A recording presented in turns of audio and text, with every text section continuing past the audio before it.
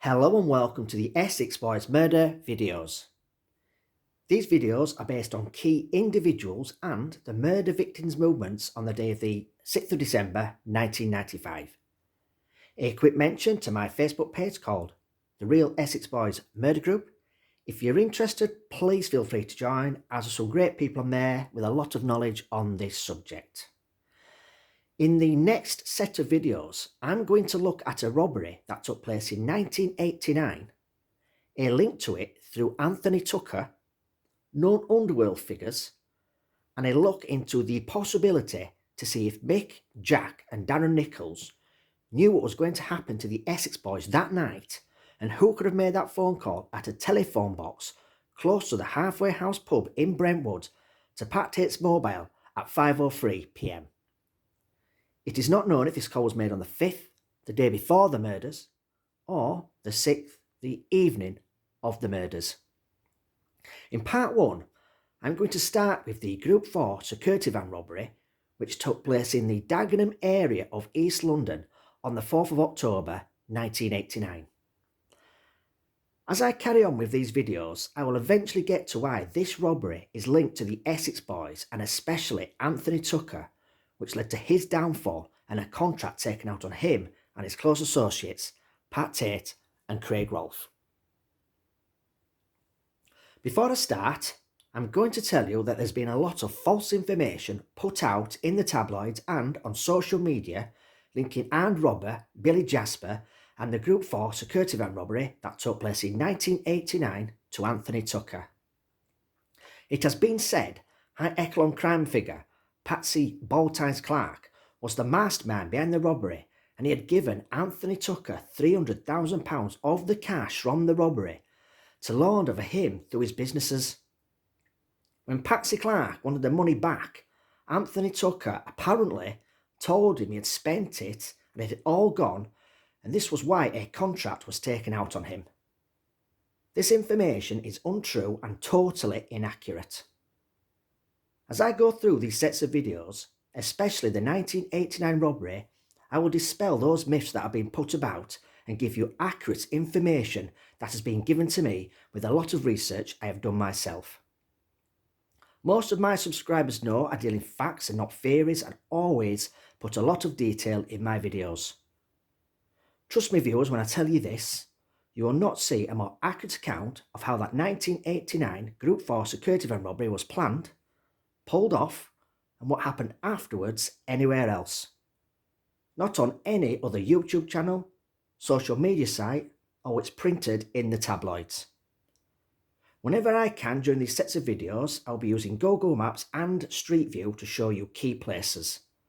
So here we go, this is part 1. This robbery was put together by David Corson, who was originally from Chelmsford. He worked as a doorman at Hollywood's nightclub in Romford before moving to the Hollywood's nightclub in Ipswich. To earn extra money, he worked as a driver 2 days a week for the Group 4 security company in Witham, Essex. The guard that would accompany him whilst transporting large amounts of money was John Aitken. John Aitken spent a few years in the Royal Air Force before leaving. Sometime after that, he found employment at the Group 4 security company. They would leave the Group 4's depot in Witham, Essex before 6 a.m. in the morning and make their way to TSB's base in Wapping, East London, arriving there just after 7 a.m. After getting clearance to enter the TSB's base, they would drive into the yard, then the gates would be locked. They would then get out of the van and open the back doors. The TSB employees would take bags of money out of the vaults, which was always £1.5 million in cash. The Group 4 security vans were insured to carry no more than £1.5 million at a time. The TSB vault employees would put the bags of money into trolleys, then take them to a drum so the bags could be weighed. Once the TSB vault employees had checked that the right amount was on it, it would then be taken off the drum and loaded onto the Group 4 security van and the doors locked. David Carston and John Aitken would then make their return trip back to the Group 4 depot in Witham, Essex, arriving back there at around 9 a.m. It was company policy that the Group 4 employees were not allowed to stop the van under any circumstances when money was in transit. Even if a police car had their flashing lights on ordering them to pull over, they would have a sign in the van that would be held up at the window saying, "We'll follow you to the nearest police station." This was done just in case it was armed robbers pretending to be police officers. After the security van arrived back at the Group 4's depot in Witham, Essex, they could then get out of the van. The bags of money would be taken out, then shared between 3 of their vans. After this was done, the 3 vans would distribute the money to various local TSB branches in the Witham area, as well as surrounding areas of Essex. One morning, David Carston and John Aitken set off from their Group 4's depot in Witham, Essex, heading towards the TSB's base in Wapping, East London. They arrived at their destination around 7 a.m. When they got clearance to enter the yard, the gates were locked shut as usual. The van doors were opened and the TSB's vault employees began loading the bags of cash onto their van, which was £1.5 million as per usual. They then set off back along their usual route to the Group 4's depot in Witham, Essex. After arriving back at the Group 4's depot, which was around 9 a.m, the £1.5 million of cash was split into 3 vans as usual, so it could be distributed to TSB's branches in the local area of Witham and the surrounding areas of Essex. Those 2 days that David Carston worked for the Group 4 security company, he was the driver and was always paired with John Aitken, who would be the guard. They set off in one of the security vans, dropping off large amounts of cash at various TSB branches they were allocated to. Throughout that morning, David Carston noticed a bag in the back of the van, which was in a different place to where all the other bags of money were, and it had not been touched. On their last drop at a TSB branch that day, the bag was still there. David Carston told John Aitken about the bag in the back of the van, and John Aitken had told David Carston that he too had noticed the bag was still there. They decided to climb into the back of the van and take a look inside the bag. They noticed large amounts of cash inside and a ticket stuck to the bag saying £15,000. At first they thought it was a test by the security company to see if they could be trusted, but then noticed on the side of the bag was written Wickford branch. They quickly realised that the Wickford TSB branch was not on their journey that day and must have been put in the van by mistake by the vault employees at the TSB's base in Wapping, East London. Both men, being rogue, decided they would keep the bag of cash for themselves. They decided to make a detour before returning back to the Group 4's depot in Witham. They dropped the bag off at David Carston's friend's house in Chelmsford, then returned back to the Group 4's depot in Witham. With David Carston only working 2 days a week for the Group 4 security company, he had the next day off. John Aitken, who was employed on a full-time basis, went into work the next day. He wasn't sure if he was going to be called in to the office over the bag of money that contained £15,000. He never was, and he just carried on as usual. He was the van driver that day and had a guard with him. They set off from the company depot in Witham before 6 a.m. as usual and headed towards the TSB's base in Wapping, East London. As the bags of money were being loaded onto the security van to be weighed by TSB's vault employees, John Aitken noticed some of them had Wickford branch written on the side. He knew how many bags were allocated to that branch, as he had done this trip many times before. As the bags of money were placed onto the drum to be weighed, he noticed they were a bag short. He and David Carston were right. The bag they had that contained £15,000 of cash had been put in their van by mistake the day before. John Aitken told the TSB vault employees that they were a bag short before they were being weighed. They weighed the bags of money that were to go to the Wickford branch, and John Aitken was right. They were a bag short.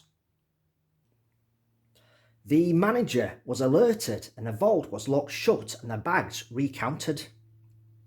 They were still a bag short. The whole TSB's base was searched before anyone could leave. The bag of money was not found. There was a big internal investigation into what happened to the bag of money that contained £15,000 of cash. TSB's vault employees were questioned, but some of them didn't have the experience to work on the vaults. Group 4 employees were asked about the cash, but they arrived to pick the money up and had nothing to do with the TSB's vaults. David Carson and John Aitken had got away with it. John Aitken could hardly contain himself when he left TSB's vault base in Wapping, heading back to the Group 4 security depot in Whittam. As soon as his shift ended, he contacted David Carson and told the news about the money. It was split 3 ways between David Carson, his friend who held the money for them at his address, and John Aitken. They all received £5,000 each. This is where the idea came from to rob the Group 4 security van of £1.5 million of cash.